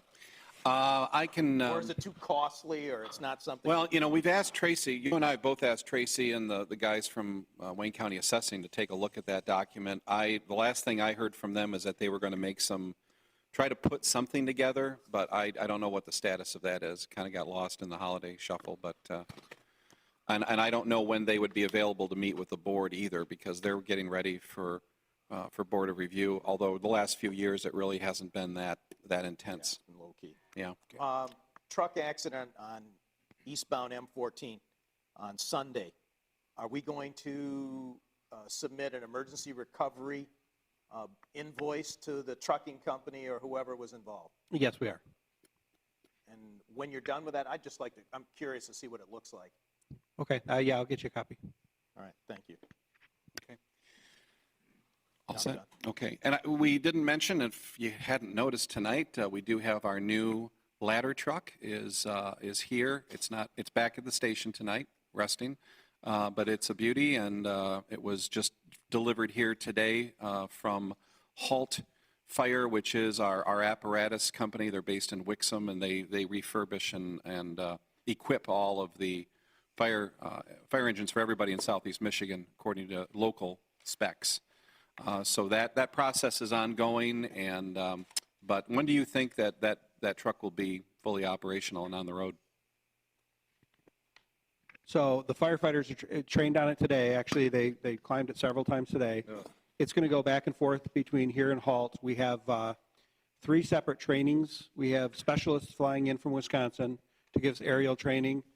We have a gentleman named Jim Lee, who has been he maintained our apparatus for a couple of decades, that is going to be doing a training on maintaining the vehicle with all of our new firefighters, and then a foam training done by Halt Fire. I would expect that truck to be fully in service very early in February. Okay. Beautiful.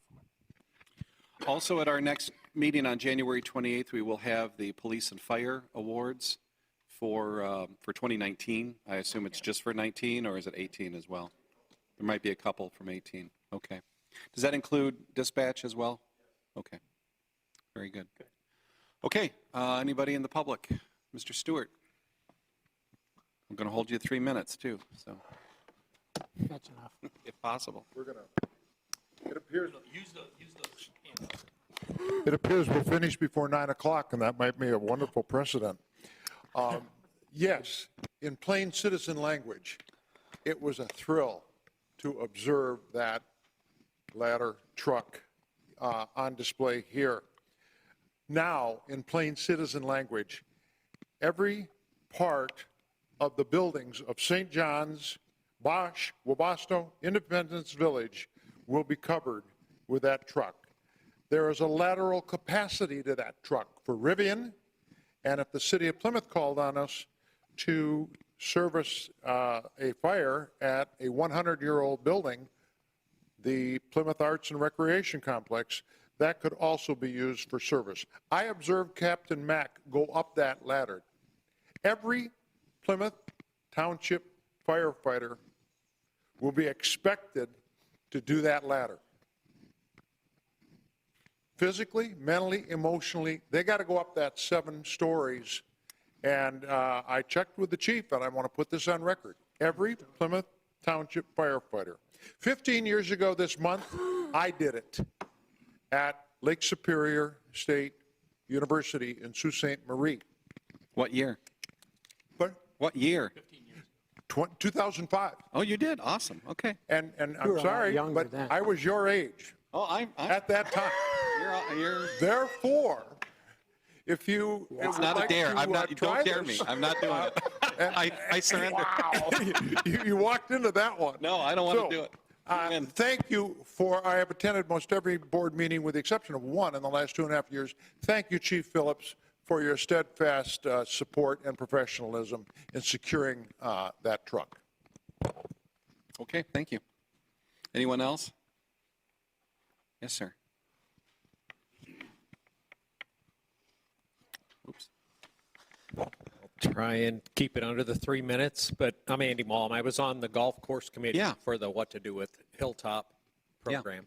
And as the outcome, a good outcome, in my opinion, you guys extended the contract another 5 years, thereby pushing down the road any chance of that property being sold off. But in parallel, our committee recommended, and fortunately you agreed to fund it, was a master plan proposal that was put together. And I haven't heard a lot about it lately, and unfortunately I couldn't attend the study session, which Jack Dempsey recommended that I do. I sent you all a letter or an email back in December.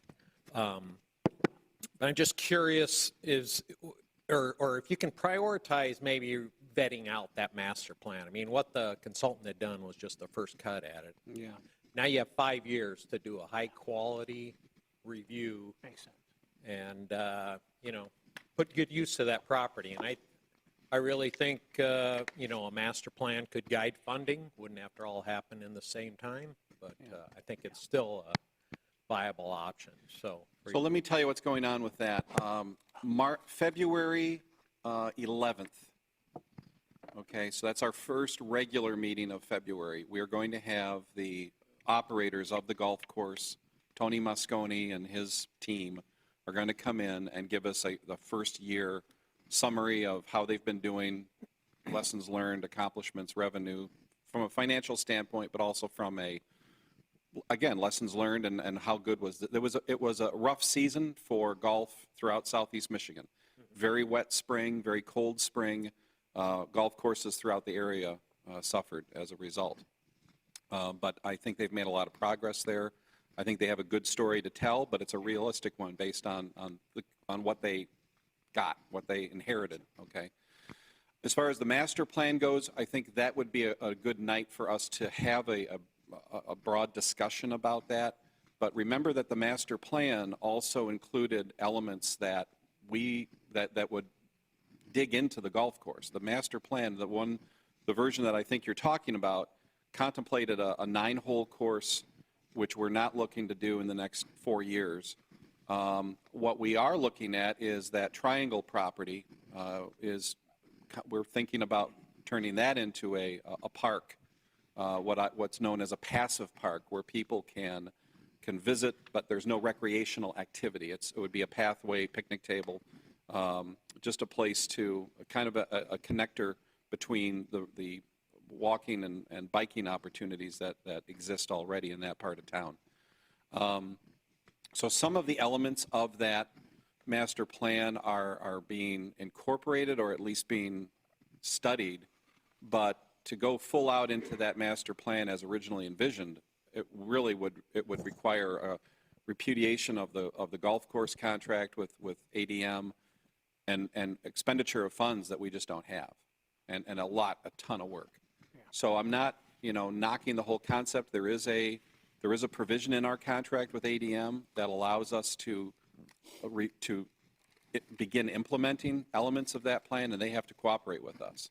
But I think it's this board's intent through our contract with them that we want to give them a chance to improve that course and hopefully make money over the next now 4 years, and then reevaluate at that point.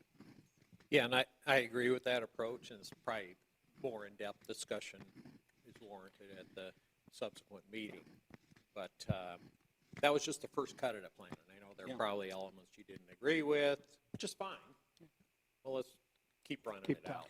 No, absolutely. And get a good, broad public agreement in the process. Yeah, no, your input and the members of that committee were very appreciated, and it was very valuable and diligent work that was done. I would encourage you to come back, if possible, on February 11th and kind of let them know some of your thoughts as well. Did you play the course this year?